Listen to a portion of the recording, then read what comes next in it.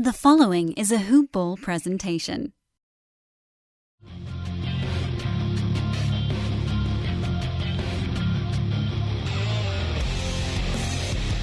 Welcome to the Fantasy NBA Today podcast. Well, I did it, guys. I didn't screw Ethan Norof out of a Monday show this week. And for that, I think I deserve a firm pat on the back. Yes, that's right. I'm taking a page out of a tried and true playbook, which is create a problem and then solve the problem and take credit for solving it. This is Fantasy NBA Today, Dan Besbris, and thank the good Lord, I didn't screw it up. Ethan, I missed you, man. I'm sorry I screwed you out of 3 shows in a row. I missed you too, buddy, but I couldn't be happier to be back. And, this whole create a problem just to solve it, it seems kind of apt considering we're going to be talking about the Washington Wizards today. That's a really good segue. I want to do all this opening logistical stuff, but I think I'm going to save some of that because what better way to transition into the topic du jour? It is post-mortem season here at Hoop Ball. We got all the good stuff. Last week, should you decide you want to go back and check out any of our first week's worth of postmortems, it was Knicks, Suns, Cavs, Bulls, and Hawks last week, Monday through Friday. We're going through all 30 teams, 5 teams a week in reverse order of how their records looked. So the worst first, the best, the Bucks will be the very last team we profile on June the 21st. There is a written piece that runs in conjunction with all of our podcasts, so you can check out the written piece from the Wizards. That's coming up from the great Eric Ong over at Hoop Ball today as well. We're talking about him here on the pod. At Dan Besbris, at Ethan_Norof, if you want to follow us on Twitter. Norof is N-O-R-O-F. I'm going to talk about Hawaiian Isles Kona Coffee. I'm going to talk about the playoffs. We're going to get into all that good stuff, but, hell, create a problem to try to fix it. We might as well talk Wizards. Before going on air, Ethan, you mentioned to me quite astutely that their contract situation is, as you put it, no bueno, which is traditional authentic Spanish, as I recall. They're in a bad spot, though, jokes aside. What the hell can they do? There's nothing. They're at $90 million, and that's without picking up any options. Yeah, it's a really tough spot for them to be in. Basically, their only option is to run it back, and we already knew last year that wasn't good enough. And so, you have your best center is Thomas Bryant, and he's a restricted free agent. Meanwhile, Jan Mahinmi and Dwight Howard are combining to make, about $21 million. How do you pick up Jabari Parker at $20 million? It's a tough sell, but if the alternative is having nothing, especially with Bobby Portis also entering restricted free agency, that's a really tough spot to be in as well. Trevor Ariza's unrestricted, Sam Decker restricted, Jeff Green unrestricted. Their depth is getting hit from every potential angle. Even Tomas Satoransky is a restricted free agent. So, John Wall at that $38 million plus $38.15 million this year, especially given he's not even a lock to play this year, it kind of puts the Wizards from behind the starting line before anything even kicks off. Way behind the starting line. By the way, Ethan, can I comment on how unbelievably sexy your voice sounds today? What's going on over there? I've been training, to say the least. I put in that off-season training. I want to make the squad next year. Now, in all sincerity, we got a little bit of the sore throat, a little bit of the immune system fighting back, and that just makes the perfect combination for the podcast hour. Yeah, you got the deep resonance going on today. Really, I feel a little bit like the Kool-Aid man, like, oh, yeah. Yeah, I was going to say I need to get a subwoofer going on over here so I can really enjoy it to its full potential. I want all of our listeners to experience the full pleasure of the voice. So there you go. Pause the podcast right now, crank the bass up on your equalizer, whatever you're listening to the show on. You can really get this thing maximum mode. Okay, so from a personnel standpoint, I should say, which is how we're looking at things right now on the Washington side. Mm-hmm. This is a team that didn't really even come close to making the playoffs last year. They were 9 games out when all was said and done. That's with Bradley Beal healthy all season long. He had a hell of a campaign. He really did. If you can't get close to making the playoffs in the East, how do you get out from under this? Do they trade Bradley Beal this offseason? I feel like they've got to do something just to try to start blowing it up, because running it back, not only did it not work, but it didn't work and it wasn't close to working. Yeah, and I think that's the big question for the Wizards. And Beal himself has said, look, if the Wizards are interested in having me here for life, like I want to be here for life. I'm not trying to go to team A, team B, team C, so on and so forth. But really, that's their only asset on the roster, not even trade asset. That's their only asset that's actually on the roster as of exactly this point in time. And so when you look at Bradley Beal, you think about, okay, he signed for this year and he signed for the next couple after that, I believe it is. Yes, he signed through 2020. So he signed for the next 2 seasons at about, let's call it $56 million combined, just short of that. So it's a big number, but it's not an impossibly big number. Right. And if you can trade Otto Porter on a max contract, you can trade Bradley Beal on a max contract, obviously. Now, that being said, you start looking around the league, and I think his trade value is going to be dependent on 2 things. One is how free agency shakes out this summer, and the other is when exactly they decide to trade him, because as free agency unfolds and teams begin to utilize their cap space, the number of suitors is going to become less and less.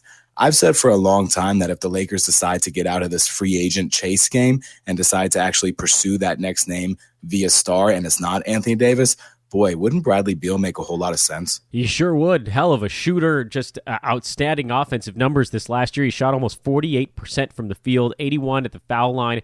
2.5 3-pointers a game, 25.5 points, 5 boards, 5.5 assists, 1.5 steals, and 0.7 blocks this year. I mean, it was, from any angle you looked at it, a whopper of a season. He was number 14 this year in 9 category leagues on a per-game basis. He was number 10, actually, by the way, on a totals basis, because he played in every single ball game all season long. Yes, and can I add to that? Yeah, that's the second straight season where that's happened, and the year before that, he played in 77 games. So the durability for me is a huge factor, especially if you're talking about pairing him with LeBron. Which is crazy, by the way, because 2.5 years ago, this is a guy coming off of stress fracture stuff. That's like one of the scariest pairs of words you can hear in the NBA. Stress fracture. Guys missing multiple years and going low on their minutes total. And we saw Drew Holiday deal with it for a couple of seasons, but he's now been healthy for a bit.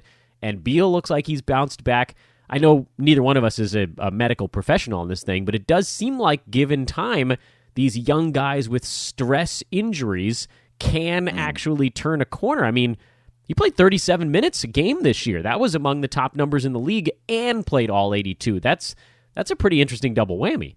Yeah, I mean, he's definitely a unique player in that regard in today's NBA. And I think, look, if you're the Lakers, I mean, he fills a need not only as another superstar, and yes, Bradley Beal is a legitimate superstar. I'm comfortable using that term. I think it's often too kind of casually thrown about in the league, but Bradley Beal is legit in every sense of the term. If you fill that need as shooting guard, which has been so obvious, and the only thing that, for me, if you're the Lakers, if you pursue this path, is any asset that you trade for Bradley Beal, you're also going to want to use in an Anthony Davis trade package. So to me, it's one or the other. Yeah, it has to be.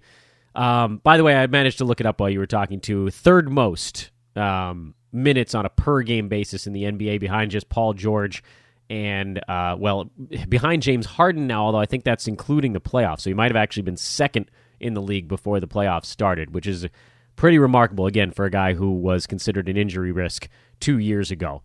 From a fantasy standpoint then, so we pivot this direction now on that Washington side. There's not like there's anybody coming for Beal's touches and minutes here, because John Wall, if he's playing, it's probably all-star break on. Is he? I mean, Beal feels like a pretty safe top 20 pick this coming year. Yeah, and I might even grab him earlier than that. To me, he's a guy who, as soon as 15 comes around, you might want to start thinking about Bradley Beal. Like we just said, he's a top 10 player this last year. Yeah. Is there any place where he can improve, or are there any places where you feel like maybe the numbers were a little off kilter? So this is the other game I like to play with guys. Sure. He's a career 45% shooter from the field, although over his last 3 seasons, he's right around 47. So this year was not all that far off the mark. Looking at the numbers for him, steals and blocks were kind of the outlier. Do you think he can keep that up? He was at 2.2 combined steals and blocks this year. Through his career, he'd been pretty safely in that 1.4 to 1.6 range. Do those numbers come back to earth a little bit, or, in their kind of junk ball that they played in Washington? They played no defense this year. Everybody was just gambling. If that continues, maybe those keep up, but I mean, do they actually try to play a more disciplined game next season? That's the only thing that, for me, is a question mark hanging over Beal. If Beal's going to be on this Wizards roster, I don't see him having any issue of replicating that, just because he's the number one option by default, and it's really not even close. I don't think John Wall's going to play this year. Do you? I don't. And so if he's your number one guy and your second best player in terms of offensive options is Jabari Parker, Trevor Ariza, like that's what the conversation becomes. There's such a significant drop off that I just feel like his usage on both ends of the court is just going to be through the roof. And he's going to be asked to not only defend the other team's best player or maybe second best player to conserve some energy, but he's going to have the neon green light to shoot. I mean, his field goal attempts just this season, and granted, Wall didn't miss the entire year, but his field goal attempts just this year went up to 19.6, and in no other year were they above 18, and that was only the year before that, and that was a career high at that point. So it wouldn't surprise me if he averaged over 20 shots a game next season easily. If he gets traded to the Lakers, you'd assume his numbers take a pretty significant hit. Well, I think that, I think that the scoring would go down. I don't think that he's going to average 25, 26 a night playing next to a healthy LeBron James and whoever else might be brought into that construct, right? But I do think that the defensive numbers and some of the other supporting stats might be able to hold, because it's not like the Lakers are exactly ripe with defenders on the interior or on the perimeter. So that's going to be a significant ask from him if he does wind up in the purple and gold as well. Okay, so he's kind of the easy one. I started us with the easy one. He's a superstar. He's good. He's going to put up numbers, and, we'll obviously reassess where he probably gets drafted once we know a little more about what Washington might do this offseason. Do you think Dwight Howard plays next year? I do think Dwight Howard plays next year, and I think Dwight Howard. I think one of the reasons that he opted into that deal wasn't because he was necessarily scared of what he couldn't do. I think it was more of a guarantee that he could get something above the minimum. Because if Dwight Howard doesn't opt into that option, and nobody's seen him play in at least 8-9 months at that point, what is he really getting in free agency besides minimum offers? Not much. He only played in 9 games this year. Right. I mean, okay, so can we take anything away from the 9 games he played this season? My guess is probably not. No, I don't think so. And honestly, I think the Wizards should do everything they can to re-sign Thomas Bryant, given what he showed last season and the level of investment they have in him. And if Thomas Bryant is healthy, he should be playing the majority of the minutes inside, Dwight Howard or not. Yeah, I agree with you on that one, and I want to do Thomas Bryant here in just a second. We'll make him the next guy on the list. Is there any reason to draft a healthy Dwight Howard? I wouldn't. I would not, unless you're in some sort of insanely deep league that has 2 centers and maybe you need a center specifically on the bench spot. But to me, he's no better than a third string center in a very deep league. Thomas Bryant had a pretty incredible season. Some ups and downs, obviously, as his minutes got yanked around. They turned him loose down the stretch. They turned him loose for brief stretches in late December and January. When the dust settled, this was a guy who ended up actually inside the top 100 in 9 category leagues at number 99. So it was by a thread, but a thread nonetheless. Shot 62% this year, shot 78% at the free throw line, which is always a nice number for a big man. 10.5 points, 6 rebounds, a block, and half a three-pointer. But it seemed like they didn't really play him until they had to, which always makes me nervous with guys like Bryant under coaches like Scotty Brooks. I guess the question is, if they bring him back with a healthy Dwight Howard around and with I would assume Bobby Portis back with the team, because they'll probably bring him back. They traded for him mid-season, so you sort of might as well. And if let's say they do exercise Jabari Parker's option, which seems like a lot of money, but, like we said at the beginning, they don't have much to throw around, and at least with him, they can re-sign him and it doesn't create a salary cap hit. Right.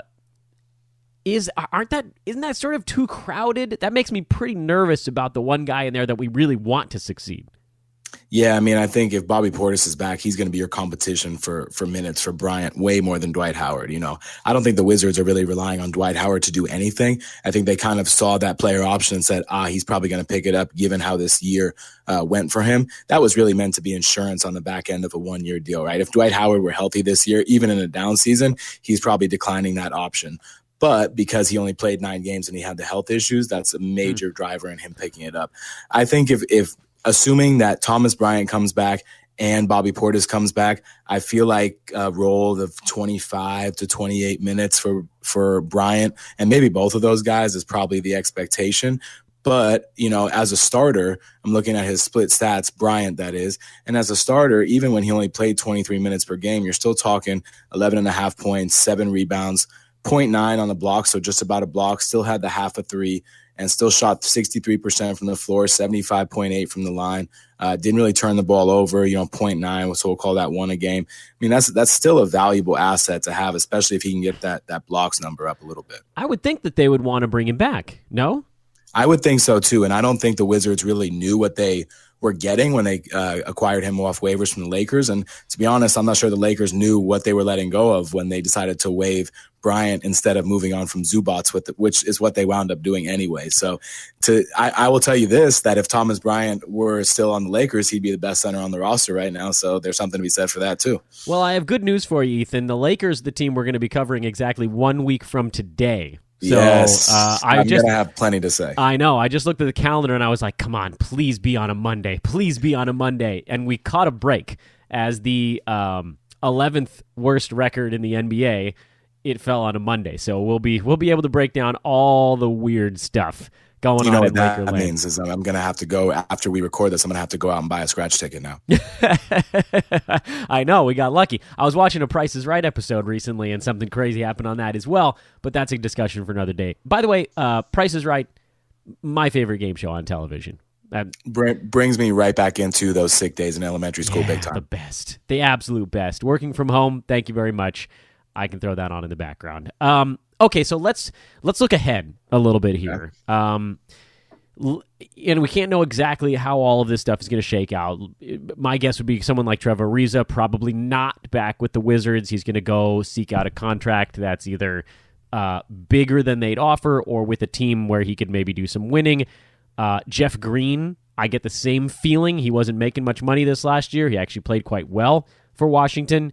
Averaged 12 points and 4 boards. He ended up averaging about 27 minutes a game. These are guys to me that feel like they could end up in the old dudes hunting down LeBron type of camp, but we'll approach that when free agency comes around. Assuming Ariza and Green are not back, I think they'll probably, you can jump in and disagree with me if I say anything that sounds a little harebrained. I think they'll probably try to bring back Satoransky.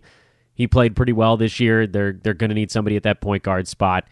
It seems like they should try to bring back Thomas Bryant. I don't know how that's going to shake out. Bobby Portis, I believe, is they can offer him a qualifying offer, so he can become a restricted free agent, I think.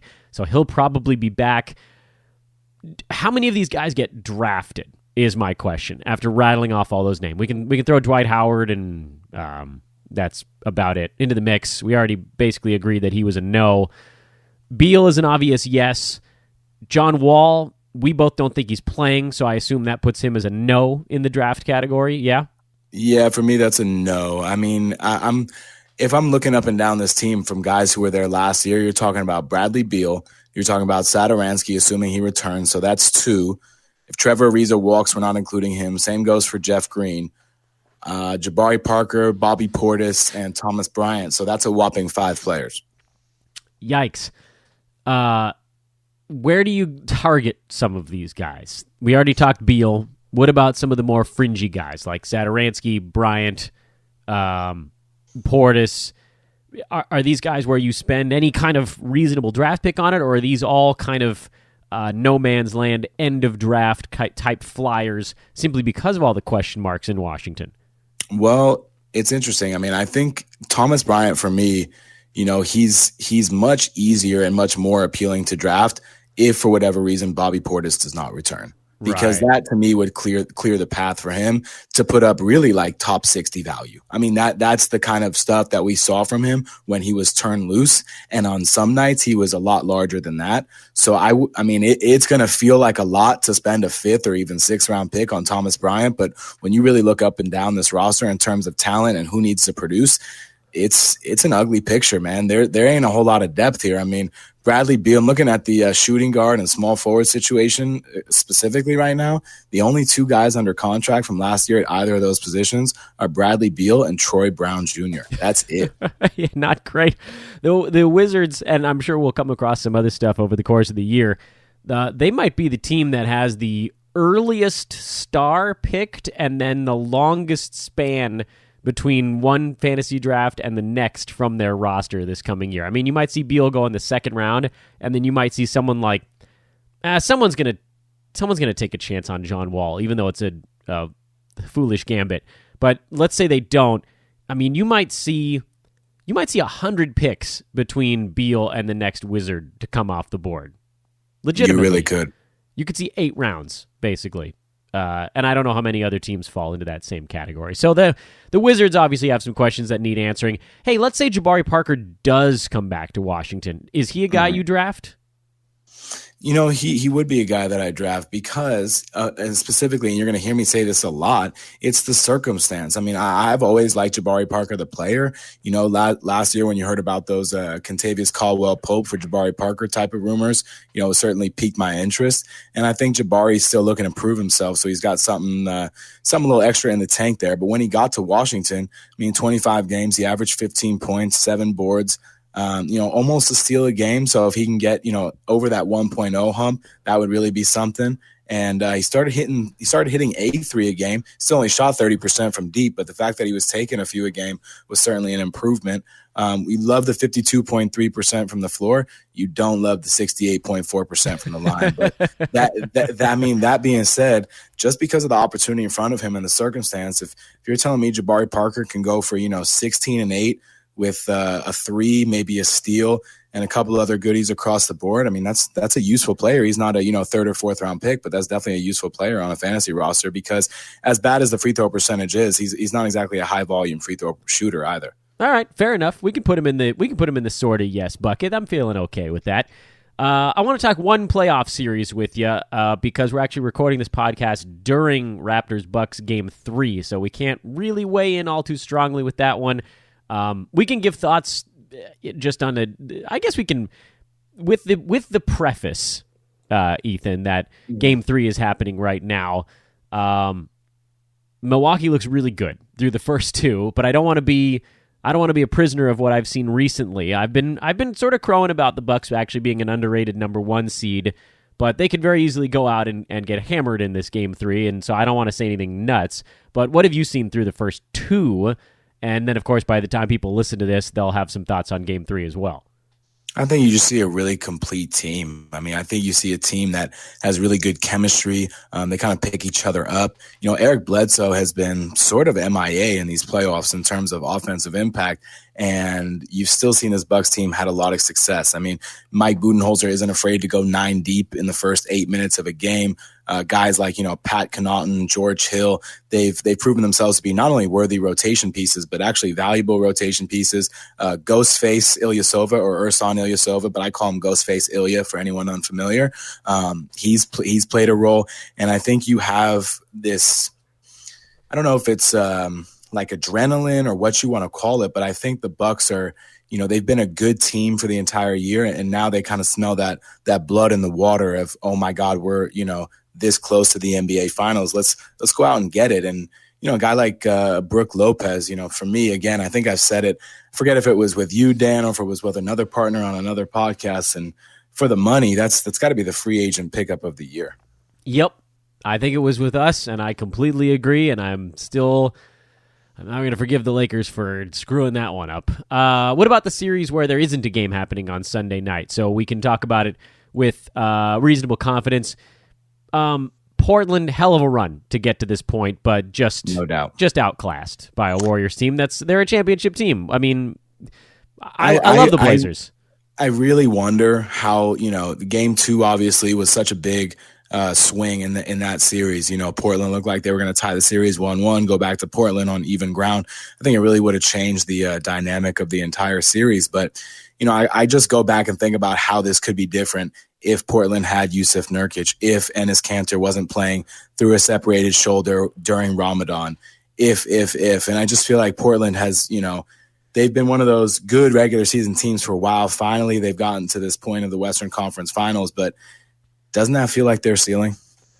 Yeah, it does. And that's why I was so impressed with them this last season. I thought this was going to be a team that sort of succumbed to stagnation syndrome, as I've called it on the podcast. I think the Wizards actually are a fantastic example of a team that just saw no light at the end of the tunnel. They're like, oh, well, we're stuck with this crew and we suck.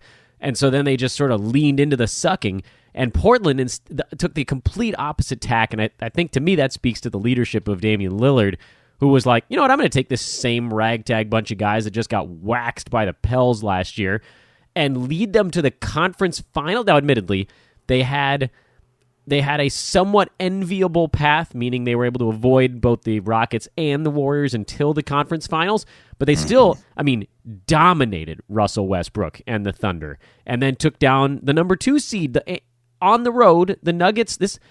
It wasn't an easy path. It was easier than an alternative, but I've been really impressed with the fact that Portland pulled it together and had a better season basically without doing anything this last offseason. That's hard to do, to have that kind of like the fire to go through the grind knowing that there's no contractual.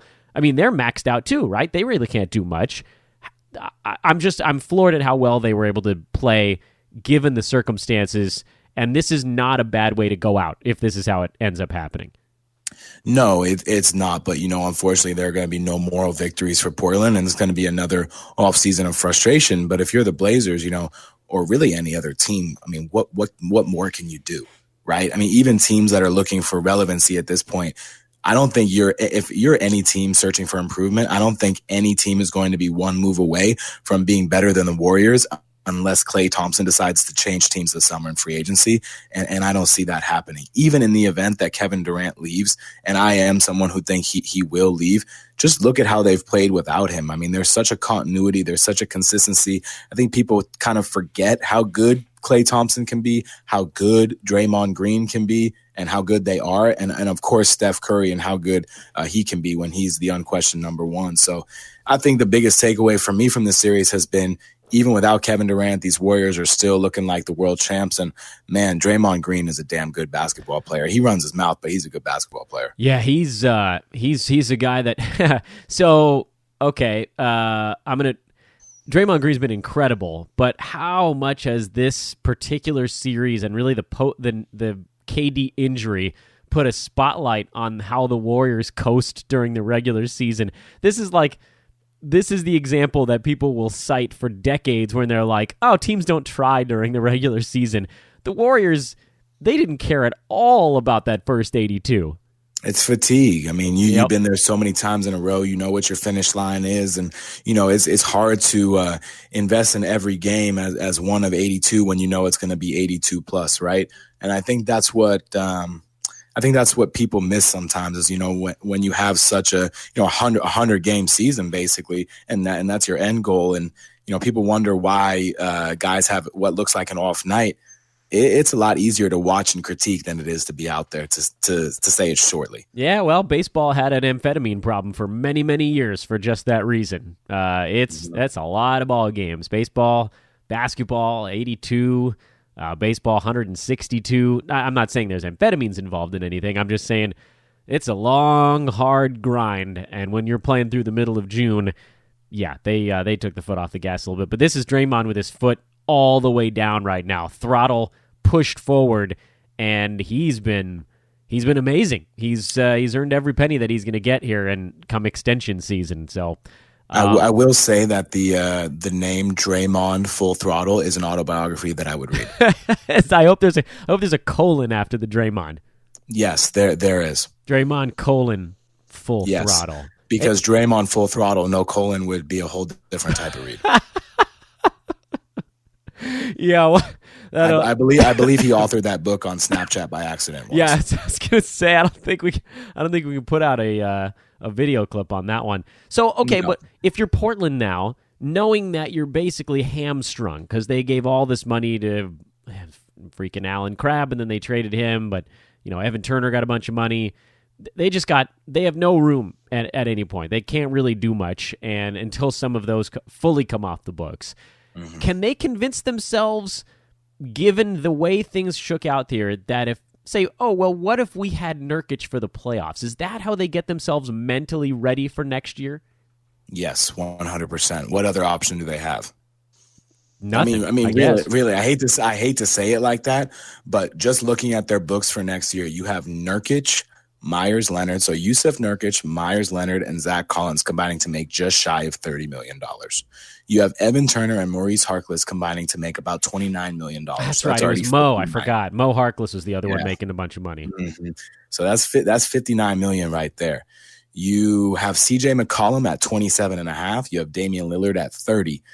And you have Rodney Hood and Seth Curry both set for unrestricted free agency. And those guys, especially Curry, have proven to be valuable. I don't want to say quite valuable, but they've proven to be valuable in this postseason. So, I think it wouldn't surprise me if they try to shop Evan Turner just because he'll be in an expiring deal. And so they can get a little bit of flexibility because they're so limited in what they can do. But yeah, and Al-Farouq Aminu is also headed to free agency. So oof. That's going to be a tough road to navigate because it really leaves them without a power forward option unless you put Mo Harkless there and go super small. But I can't imagine they'll do that.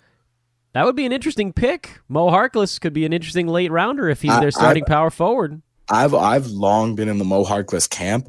He's always one of those guys who flies underneath the radar, in some part due to his health and kind of inconsistency in the lineup sometimes with the knee soreness and lingering lower body injuries. But every time he's in there, it tends to be 8 to 10 points, 7 or 8 rebounds, maybe a couple steals, a block, maybe a 3. Yeah. Just one of those guys who's really useful to have around. And all of a sudden you say, he's on a lot of those fantasy teams where you look up and down the roster and you say, man, how is this team so good? They got guys like Mo Harkless and like what? They don't have any big names, but guys like that, when you kind of contribute across the board and in silence, we'll call it, that it can be deadly. I am totally with you. There was a stretch this year where I had Harkless Watch 2018 running, and every time, just like you said, every time he started to kind of got the ship going in the right direction, he'd take a day off for the knee, or he'd play 12 minutes in the front end of a back-to-back and then 24 minutes in the second half, and they tried to sort of keep his minutes in check, and then they turned him loose a little bit near the end of the year. He could be a really interesting, I mean, it's not a sleeper because, he's been in the league for like 5 or 6 years now. Right. But kind of that, he'll make the Dan Besbris old man squad team, I think, of dudes that always fall, never get drafted, and then he could rumble along at a top 100, top 90 clip next year with that across-the-board stuff. If he can actually stay on the floor. That's the big thing. But, of course, we've got, let's see, when is Blazers breakdown? Blazers breakdown is not for a bit. June 18th. So you got to wait on that one. That's a Tuesday. I'll have that one with Neil. We can talk more about all the stuff that they've got going on. Ethan, I guess that takes us to the end of the line on this thing. We can't talk more Bucks Raptors until that ball game is over. Final thoughts on the Wizards? Final thoughts on playoff stuff until the next time we chat? What you got on your mind over there? Well, I think, if it's going to be Warriors Bucks, like so many anticipate it will be, I think that's going to be an excellent NBA Finals. I know some people have fatigue of seeing the Warriors involved, but the Bucks will certainly be some brand new blood. So it's something I can definitely get behind. As for the Wizards, man, I was thinking about, hey, maybe they got a little bit of upside with that draft selection, but 9th overall in this draft it's not even projectable at this point. I think that could be something they look to move, but it feels like they kind of need a contract that's under some sort of control, right? Yeah, I don't know how this is a tough job for a GM to decide the best way to blow that thing up. Do you just send away assets just to get money off the books? Because I know that's something teams have done a little bit lately. Hey, like the Lakers, here, take Moskov, we'll give you D'Angelo Russell kind of thing. Hey, take, I don't know, there's not enough contracts in the world to go get somebody to take John Wall's deal. I don't know, man. I think they just got to try to sell whatever they can. It's tough, man, because they don't even really have, obviously besides Bradley Beal, they don't even have that asset to attach to one of those bad contracts to move off of it. And so that's part of the interesting thing because, they've been in conversations and negotiations with Tim Connolly from Denver to kind of take over that franchise. And, whoever does wind up taking over the position of power there, whether it's Connolly or anyone else, that is going to be an unenviable task, and it is going to take time because they had opportunities to hit the reset button in Washington. Instead, they kept doubling down, and so now they're like the guy walking out of the casino down 4,000 instead of 400, trying to figure out how to pull it back together. Yep, I had a friend of mine. It was at the baseball winter meetings. It was many years ago. He lost a whole bunch of money at a blackjack table. He was too intoxicated, and he kept putting money out on the table. He lost that money as well, and as he got up from the table, he banged his hand on the edge of the table, and his cufflink shot out and fired across the room. He stopped, stared at me, and said, "I can't even leave with my wares." And that's, I think, what you're looking at in Washington right now. They literally can't leave with their wares. I think they got to trade Bradley Beal. Just get whatever you can for him and start the blow-up. But like you said, tough spot, and we'll do our best to try to figure out where the fantasy value is. I'm always looking at the late guys. That's the place where we have some fun. Ethan_Norof is the Twitter handle. I am at Dan Besbris. This was a Hawaiian Isles Kona coffee presentation. Hey, did we get you any of the free samples of that stuff yet?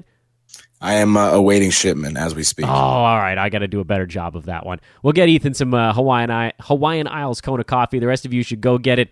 The non-free samples, go to HawaiianIsles.com, search for Hawaiian Isles at Amazon, or you can check them out on Twitter at HI Kona Coffee.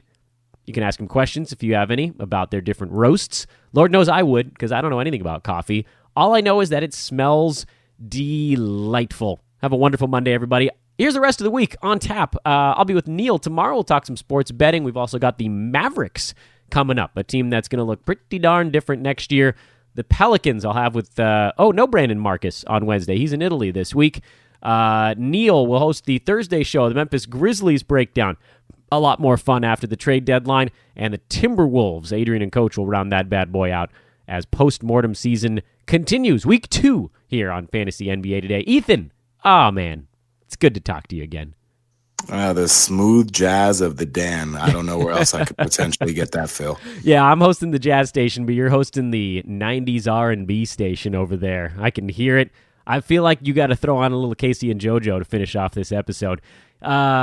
Enjoy your Monday, everybody. Here's the thing. Just assume we have no idea what happens in that Raptors-Bucks game, and we'll talk about that on Tuesday. Farewell.